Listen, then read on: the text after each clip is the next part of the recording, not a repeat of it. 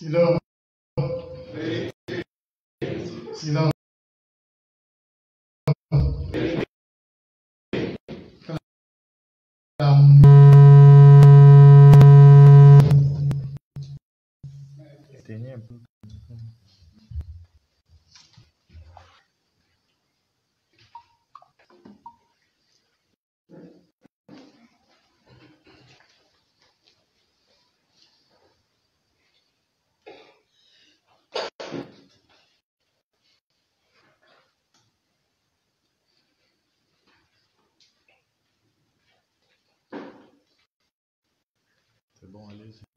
Silence. Silence. Que l'harmonie par le souffle de sa base céleste.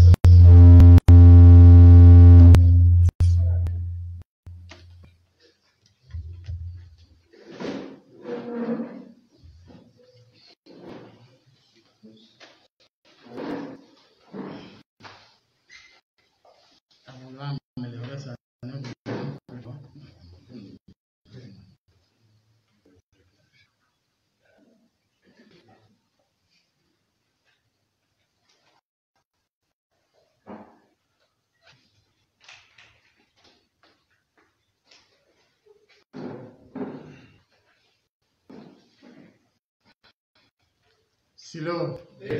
Silence. Que l'harmonie par le souffle du sabbat céleste ce soir. Aujourd'hui, nous allons continuer à causer posément par rapport au cercle ancestral. Mais bien avant cela, je salue chaleureusement mes collègues des affaires sociales et de la promotion de la femme.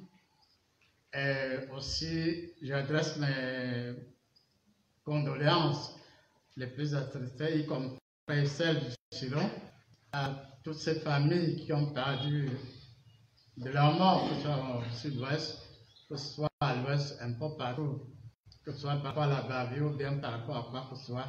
Mort égale mort. Nous leur adressons donc toutes nos condoléances. Et en revenant à cette journée à proprement parler, vous savez que je fais aussi partie de la cellule d'écoute. Donc, je suis depuis la semaine passée pour vous insister de plus en plus sur la notion de 3 dimensions. À ce que je sache, j'ai eu à développer ces trois dimensions. Et c'est beaucoup plus développé dans le thème la méditation transcendantale à la lumière de l'initiation à 3 dimensions. Donc, si ce n'est pas encore en ligne, on va voir comment le faire. On pourra filmer et puis mettre cela en ligne. Donc, sur ce plan, nous disons que nous travaillons beaucoup, mais pour que le monde entier puisse savoir qu'il n'y a aucun mystère caché par rapport à ces 3 dimensions, des symboles, que ce qui se passe dans le monde des symboles, que ce qui se passe par rapport au monde conventionnel, que ce qui se passe par rapport au monde de la connaissance et de la spiritualité, les autres formes là, la méditation transcendantale, les autres formes de connaissance. Il y a bien vraiment le schéma pour montrer à quel niveau s'arrête tel ou tel système. Et au-delà, donc, il y a le divin qui continue à l'infini. Bon, maintenant, en ce qui concerne le thème d'aujourd'hui, à savoir le cercle ancestral, nous pouvons dire qu'avant même de revenir rapidement sur le cercle ancestral, à proprement parler, nous pouvons revenir sur les vécus quotidiens de nos aïeux ou ancêtres. On sait très bien qu'en ce qui concerne Dieu, il y avait leur père. Bon, si on est en bas, on parle de bosquet sacré. Si on est à l'ouest, on parle de Tchopsi, c'est-à-dire qu'il y a une expression, peut-être comme si tu n'as pas, c'est-à-dire tu construis ce qui vaudrait au temple, qui abriterait une énergie divine, mais tu construis ton temple, tu t'arrêtes là. C'est Dieu lui-même qui se charge d'émettre une énergie ou pas. Mais on peut rappeler rapidement qu'à l'ouest particulièrement, il est vrai que j'ai grandi beaucoup plus dans la région du Centre, d'abord province du Centre, mais j'ai été très curieux. Quand j'allais en vacances, il est vrai que j'organisais ma part de surprise parties et tout, on m'invitait, mais je ne m'empêchais pas d'être curieux et de connaître ma tradition. Donc à l'Ajo, il y a plusieurs types de lieux sacrés. Il y a le premier type, pas du fait d'homme. C'est-à-dire, si vous allez à Baham, vous avez déjà entendu de Forbou, non? C'est-à-dire, c'est un rocher. C'est pas un homme qui a eu à décréter, c'est pas un Baham qui a décrété que ce serait un lieu sacré. C'est la nature. Bon, jusqu'à nos jours, Forbou reste un lieu sacré. Bon, même à l'Ajo et un peu partout, il y a d'autres lieux sacrés, naturels. Ça peut être de l'œuvre, en tout cas de la nature ou de ci. Et on appelle cela Topo. C'est-à-dire c'est un grand lieu sacré qui n'appartient pas en réalité à une famille ou même à un quartier. Généralement, c'est pour tout le monde qui sont concernés par ça fait Topo, c'est-à-dire que c'est un arbre, un grand lieu sacré, et puis à cette Topo, c'est-à-dire quand il y a un problème, c'est le lieu de Topo, c'est-à-dire c'est là qu'on vient se concerter, c'est là qu'on vient se reposer, c'est là qu'on vient se regrouper et poser les problèmes soit d'un quartier, soit du village. Donc, en dehors des lieux sacrés, pas initiés par l'homme, il y a une autre hiérarchie des lieux sacrés, c'est-à-dire que j'avais déjà décrit dans certains de mes ouvrages, à savoir que lorsque l'enfant de l'Est grandit, à un moment donné, à partir de 18 ans surtout, donc quand sa barbe commence déjà à pousser, il est bon que ce gaillard, ce futur adulte, continue à être dans la chambre de mère. C'est ainsi qu'il va sortir de la maison maternelle et avoir sa chambre qui est juste la maison de sa mère. On appelle cette chambre-là, hein? On appelle ça comment? Pardon. C'est-à-dire que, oui, c'est une maison, mais qui est dépendante, c'est comme une espèce de parasite par rapport à la maison de la maman, puisque c'est en appui sur la maison de la maman, même si ce n'était qu'une grande chambre. Après cela, quand l'enfant commence à devenir suffisamment adulte, ou bien quand il devient déjà adulte, qu'est-ce que sa mère fait? Elle doit constituer une demande, l'OP, c'est-à-dire la demande d'une portion par rapport à son fils, l'OP, c'est-à-dire demander le terrain par rapport à son fils. Elle constitue donc, ça dépend, les taux ne sont pas les mêmes, ça dépend donc des concessions. Elle constitue un petit capital, elle va donc voir le père de l'enfant, elle plaide l'accord du père de l'enfant pour son enfant, et le père de l'enfant lui trouve donc une portion qu'il délimite, et quand l'enfant s'installe, ou le futur adulte s'installe, et il doit en principe bâtir rapidement sa maison maintenant indépendante, et quand la maison est déjà bâtie, ou même avant même qu'il ne construise, bâtir sa maison, qu'est-ce qu'on faisait, qui était de l'Ouest, le père fait appel à certains de ses amis, et on va donc procéder à c'est-à-dire on implante sa part des lieux sacrés. Qu'est-ce qu'on fait, frère Romain? On va prélever d'un tchopsi, d'un arbre, n'est-ce pas? D'un tchopsi, déjà d'un temple, on prélève une branchette et on va donc implanter ça dans la portion du fils, suivant un certain rituel. Mais ce n'est pas son père seul, ce sont des témoins, sont ceux qui se connaissent comment ça se passe véritablement. Et voilà qu'il a déjà son lieu sacré qui va grandir, grandir, grandir. Après, on va dire, oui, c'est son lieu sacré.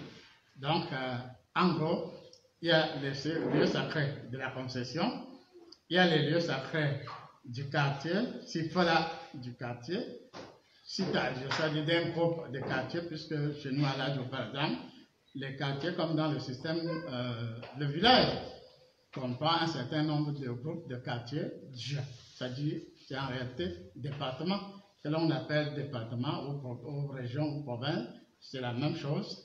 Et après, le groupe de quartiers appelé DIA, supervisé par, disons, un commissaire, c'est-à-dire quelqu'un qui supervise le groupe de quartier, le département ou la région, et rend compte au fond, c'est-à-dire au chef du village. Et après, maintenant, le quartier, il y a le DIA, c'est-à-dire que le groupe de quartier, c'est DIA, c'est du groupe de quartier du département. Après, maintenant, il y a la chefferie, où on a à ce moment-là plutôt le lieu sacré pour tout le village. À ce moment-là, il s'agit de Ségou. Et ainsi de suite, ça se passait à peu près de cette façon. Et en dehors de cette nomenclature, les jumeaux, on leur parle des lieux sacrés implantés par les mères ou des jumeaux, ceux qui ont pu donner des jumeaux. Et un peu des jumeaux, il y a même certains qui ne sont pas nécessairement jumeaux, mais qui sont tchotcha, c'est-à-dire nés par les pieds, et qui, pour certains, bon, on a leur lieu sacré. Après, maintenant, il y a les Ménécis, même si en centrale, ça obéit en réalité au même principe. C'est-à-dire que vous avez des sacs ancestraux qui sont individualisés. Vous avez des sacs ancestraux qui appartiennent à une famille. Vous pouvez avoir un sac qui appartient à un guérisseur. En tout cas, ça dépend donc de celui qui a légué le sac. Et si on rentre rapidement dans le contenu du sac, les différents sacs n'ont pas le même contenu. Mais généralement, c'est un peu comme chez les catholiques. Il y en a des catholiques dans la salle. Un sac ne contient pas un certain nombre de reliques ou un certain nombre de symboles, tout simplement.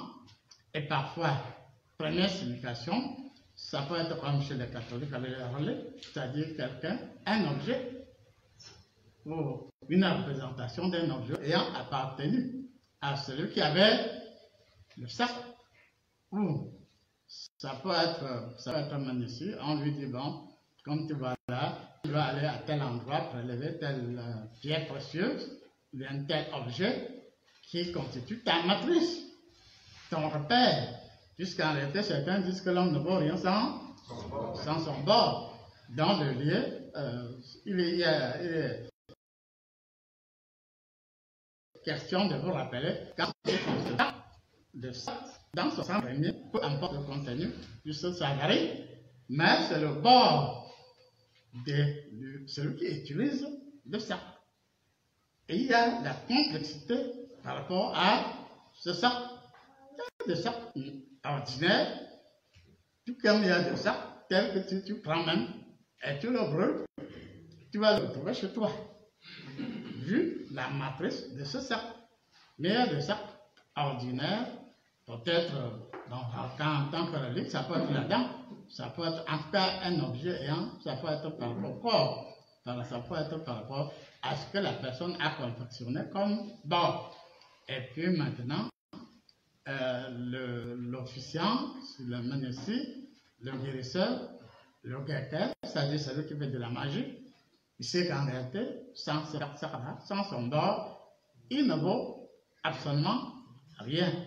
Mais là où le problème se pose, et là où ça devient intéressant, c'est qu'en réalité, il y a beaucoup de situations où le propriétaire du sac s'en va sans expliquer, sans livrer le secret, sans dire comment est-ce qu'il utilisait les reliques de ce sac.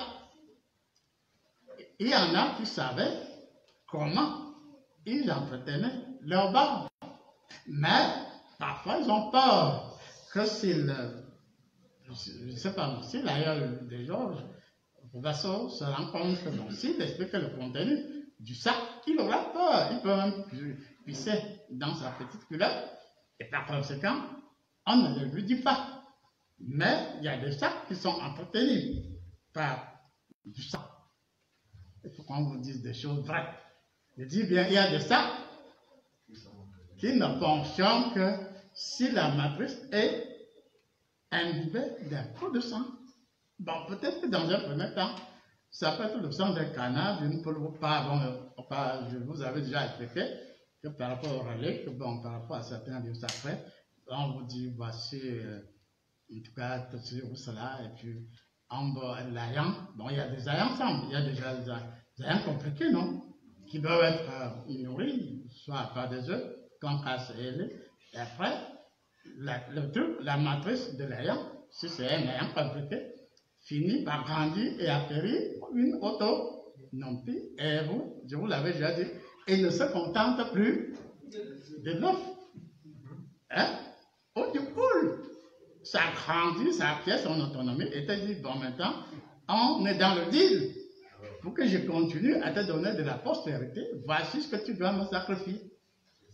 Et il y en a qui jouent au dur, qui ne vont rien entendre, mais la relique, constatant que la personne va profiter du contenu du sac, mais sans rien offrir, on l'amène d'une manière ou de l'autre à entretenir le contenu du sac. Ça peut être que la chose d'art, qui est parfois devient un serpent, un être vivant, et avec son autonomie, se met à te réclamer, tu dis non, moi je ne veux pas. Mais c'est un dialogue entre vous deux. Et à un moment donné, pour certaines personnes, ça peut les rendre folles. Ça peut bel et bien les rendre folles. Et si bien par rapport à la matrice de beaucoup de personnes à l'ouest, il y a une expression, vous qui êtes de l'Adjo, on dit Dijumba Nakamsia. C'est-à-dire qu'il y a des futurs guérisseurs ou futures guérisseuses qui résistent pendant longtemps par rapport à leurs dons, par rapport à la mise en valeur de leurs dons. Et à un moment donné, la matrice de ce même don s'impose à ces personnes et les pousse à un champ de conscience suffisamment élevé que la personne ne maîtrise pas. Et comme ça peut être des ondes alpha ou autres que la personne ne maîtrise pas, donc la personne devient débile. Et bien, quand vous constatez certaines personnes, et je dis que la clé, c'est que ces personnes, par rapport aux forces, par rapport aux situations, a refusé d'obtempérer, de jouer véritablement son rôle.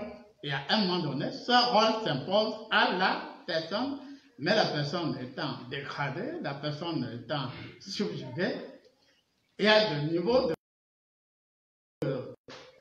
de fait, tel que la personne se change elle-même. Ça va être un très grand guérisseur, une très grande guérisseur. Vous constatez que, si c'est surtout les femmes, c'est pas un secret. Même si elle était mariée, à un moment donné, les psy, parce qu'on ne regarde pas ça, les dieux, on dit que les dieux, on dit que.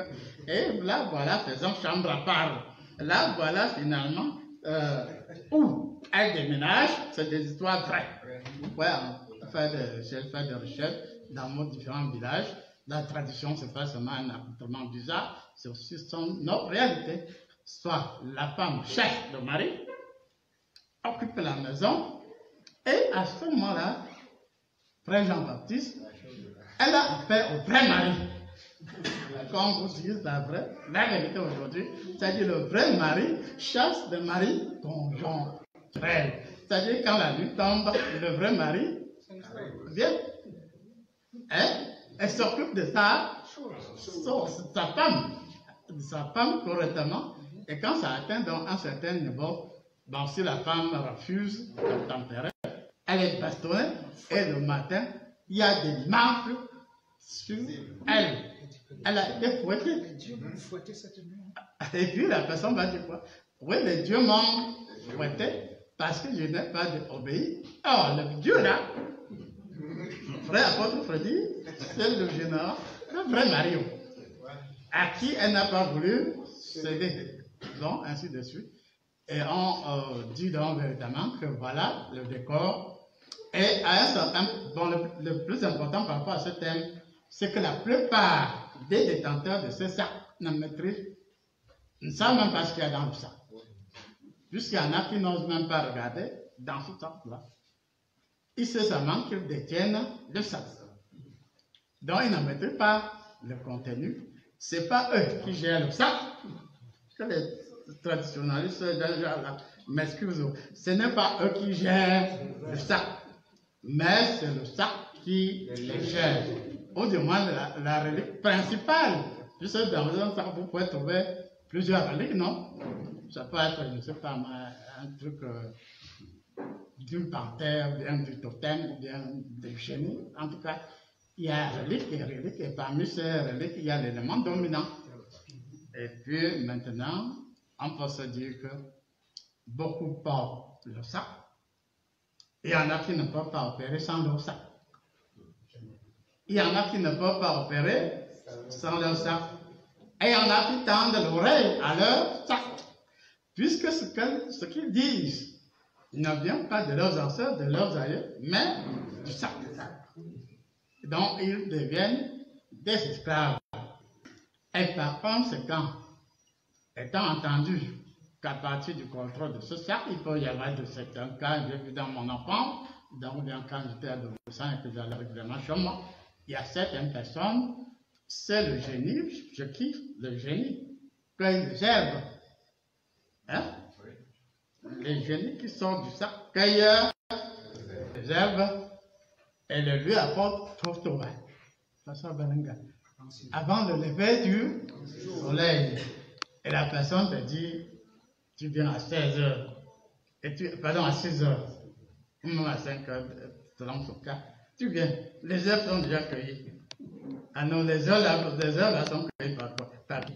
Par le Dieu là, qui n'a pas déposé sur lui, mais les herbes ont été tout simplement cueillies par, comme la nuit porte d'une manière ou de l'autre, conseil, la nuit, ou c'est lui qui se dédouble et part cueillir ses ailes, ou bien c'est lui-même qui sort, établit son triangle de commande avec son sac là, accroché au sommet.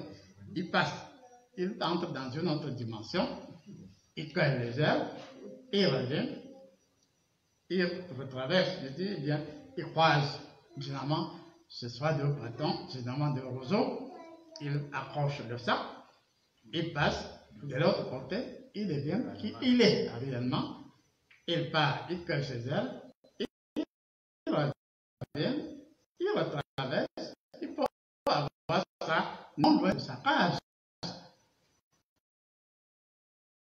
Et c'est quand il rentre, il n'est pas versé sur lui, parce qu'il est dans une autre dimension. Ce que tu voulais, c'est quoi? C'est ton maintenant. Mais c'est lui qui est l'herbe sous une autre forme. Donc, finalement, là, c'est beaucoup plus chez les vampires.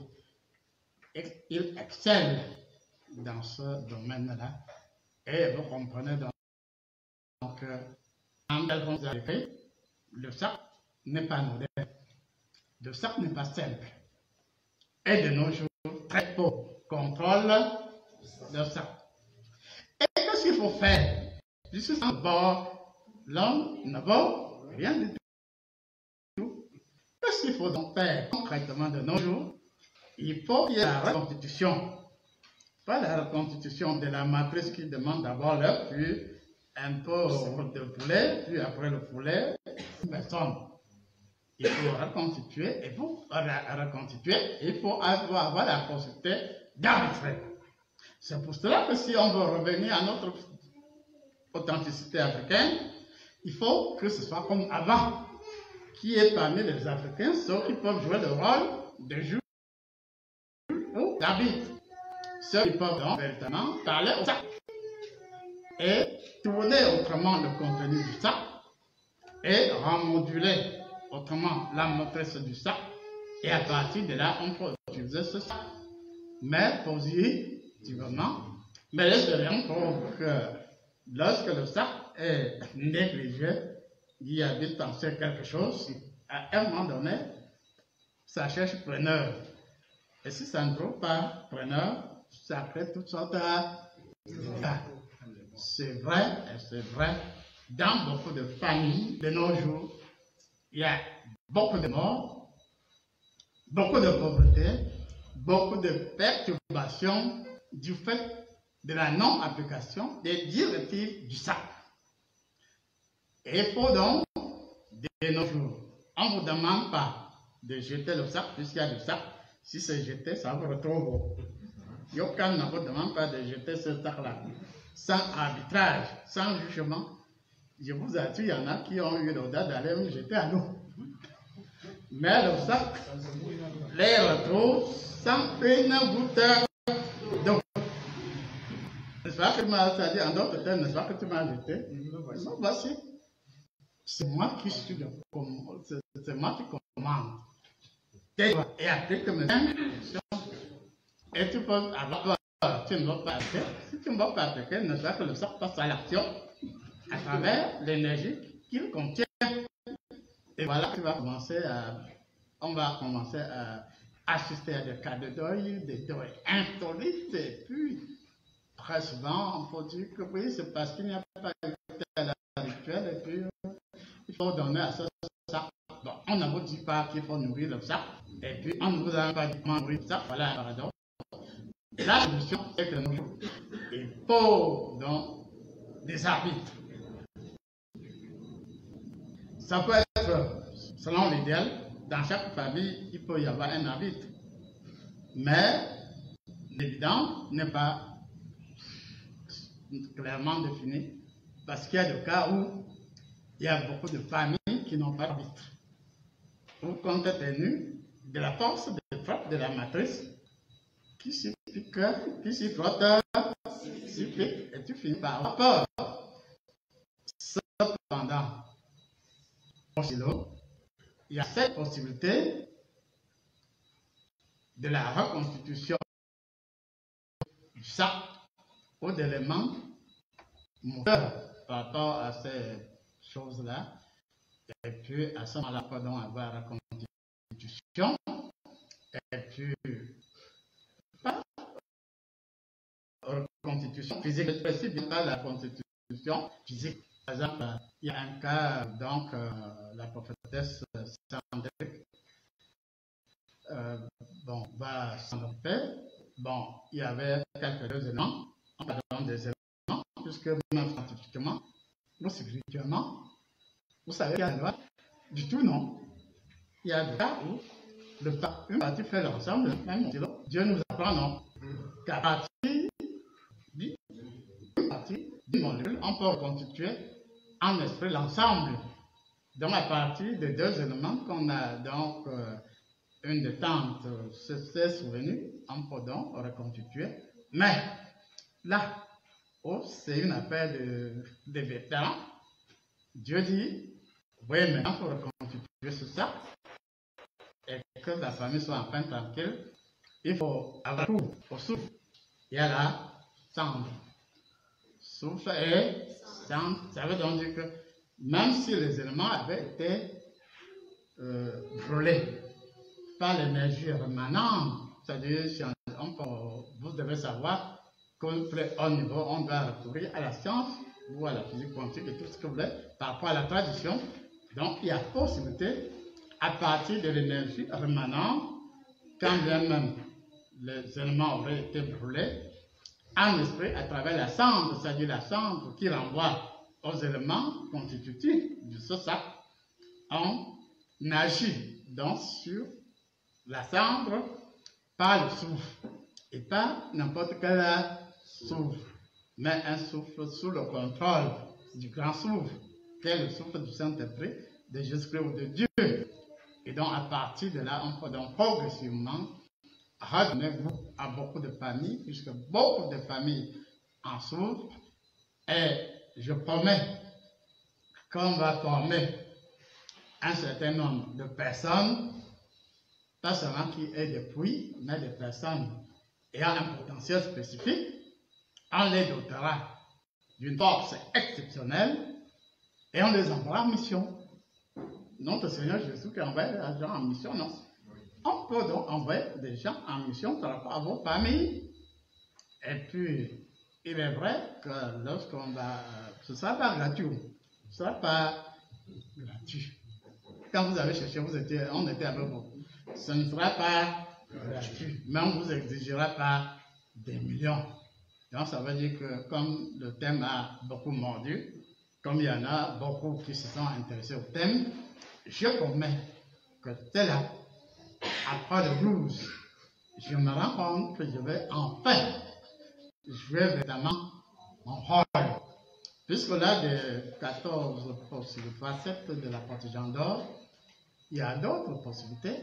Jules Verne. Et bon, si on revient à l'aspect scientifique de Jules Verne a décrit l'Odyssée sous-marine, non?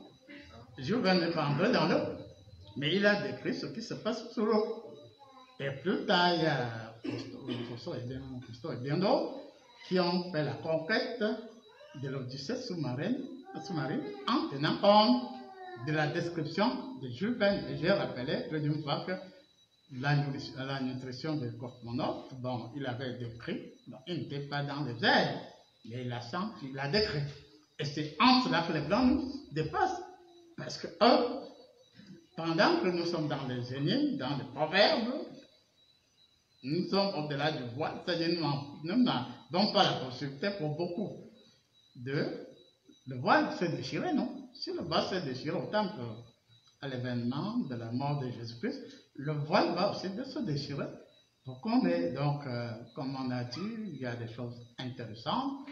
Il y a le fait que les 15 mauvais déterminants de la sorcellerie, on a fini de se les saisir. On va mettre les 7, en tout cas on a le complet, on va mettre les 15, on va mettre les 15 mauvais déterminants en ligne.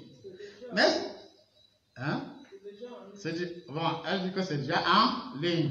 Mais, il y a mais. Dieu là se comporte pas comme nos aïeux. Un Salomon. Il se comporte exactement comme nos aïeux. Puis dans les premiers déterminants, il vous rappelle que le problème s'est passé au soleil, non? Il y a l'axe du soleil, il y a eu un inclination de combien? 8 degrés. Bon, est-ce que c'est ton corps physique qui a soulevé? Le soleil vous dit, pardon, redresse-toi et que les 8 degrés soient rectifiés, non? Là, tu es mort en guerre, c'est t'aurais ravé. Mais ça a eu lieu. Donc, il va choisir parmi vous ceux qui peuvent, comme il m'avait fait rédiger là où le soleil se lève. Et je comprends pourquoi il m'avait envoyé faire un tour dans le soleil. Et il vous a dit que là-bas, on était à 37 degrés. Il y avait des vents et tout. Même dans la suite des scientifiques ont confirmé que c'est vrai. Donc, parmi vous, il y en a qui sont formés, mais il faut être pur. Hein.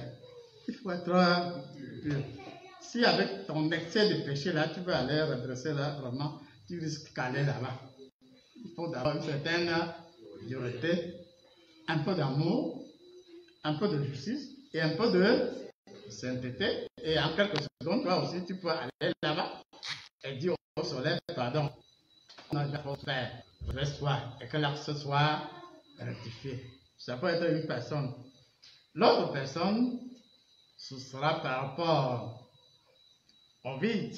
Avec ces 7 aspects, Dieu vous décrira en quoi consiste les 7 aspects. Parce qu'il ne veut pas d'apprentis sorciers. C'est sûr que s'il développait les 7 aspects, il y aurait eu beaucoup d'apprentis sorciers. Le vide, il a parlé de ces 7 aspects. S'il va vous envoyer par rapport à la rectification de la cloison entre le vide et le non-vide, le vide, c'est 7 aspects, le non-vide, c'est 2 aspects, et entre les deux, il y a une cloison qui a perturbé la pesanteur. Donc, quelqu'un pourra être choisi pour entrer dans le vide et va de détecter la cloison là et la rectifier. Ça, c'est un autre cas. Un autre, pour s'occuper de la pesanteur, jusqu'avec le déséquilibre du noyau du soleil, il y a eu la pesanteur, il y a eu la Terre a eu à trop appuyer sur l'élément eau. Et puis il y a eu les volcans et tout ça, donc il pourra envoyer quelqu'un par rapport à la pesanteur, un autre par rapport au fait que l'axe même de la Terre a été trop comprimé. La quatrième spécialité, il faut maintenant envoyer quelqu'un dans le monde des symboles pour qu'il rectifie un peu le tir, et à ce moment-là, la Terre pourra bien répondre, fonctionner. Et si Dieu fait à travers certains d'entre vous rectifier ces manquements, alors la Terre, le Soleil, le vide, la présence entre les deux, le vide et le non-vide, et puis la pesanteur, tout cela, de sorte que la Terre va retrouver une nouvelle dynamique et on pourra enfin causer à la Terre, et puis la Terre, même qui était devenue stérile, peut reproduire allusion au cas des terres de notre sœur Yolande. Ainsi, j'ai eu un rendre dans son village. Dieu m'a fait constater et en effet, on s'est déplacé là-bas. On a encore parlé à cette terre, non? On a encore demandé. Et puis, est-ce que là, ce n'est pas de la fiction, ce n'est pas la sorcellerie ordinaire, mais c'est l'énergie telle qu'initialement prévue. Maintenant, là, c'était le premier 5 mauvais déterminants. Et par rapport aux 8 ordres, il y a quelques éléments clés. Puis ça, il y a eu le bouleversement des eaux, le bouleversement de la terre. Et à un moment donné, il y a eu le monstre a surgi de la terre. Il a foutu sa maître. Il y a eu beaucoup de choses pas catholiques qui sont sorties des entrailles de la terre. Et puis, il y a eu trop de bouleversements. Le vampirisme est né. Le totem est né. Et le totem, au lieu que ce soit l'homme qui commande au totem, quand vous allez lire, vous allez vous rendre compte que c'est l'inverse. C'est plutôt le totem avec sa matrice qui commande à l'homme. Il est là, il se gonfle parce qu'il a 8 totems. Même mon patron avait 8 totems. Ils avaient, même d'autres, ils avaient des totems. Mais on les a, puisque ce n'est pas lui qui a la télécommande. Même s'il y avait le contrôleur, où est son problème? Que tu es le lion, que tu es le caïman, que tu es le serpent, où est le problème? Le jour où tu dois un peu, on va à la télécommande, et puis on te neutralise, et puis on te dit que oui, tous ces trucs-là, nous les avons sous contrôle, nous les avons détruits. Et tu vas faire comment? Quand on a déjà détruit ta matrice, tu attends tout simplement la mort. Donc ça veut dire l'affaire de totem là. Si vous vérifiez bien dans vos villages, y compris chez nous à la Djon, c'est une grande illusion, puisque c'est toi à qui on a donné le serpent, le dragon, tout ce que vous voulez. Tu as le dragon, tu as le lion, tu crois que tu es le plus fort, alors que ce n'est pas toi qui as la télécommande. Tu appliques ce qu'on t'a demandé d'appliquer 1.1, un trait. Donc par rapport aux 8 autres, on est en plein dans la sorcellerie, dans la magie noire, dans la sorcellerie. Là, les 8 autres là, on est en plein au cœur de la magie noire, de la sorcellerie. Mais tu vas les lire. Il ne suffit pas de les lire et de les appliquer comme certains lisent la Bible et l'appliquent n'importe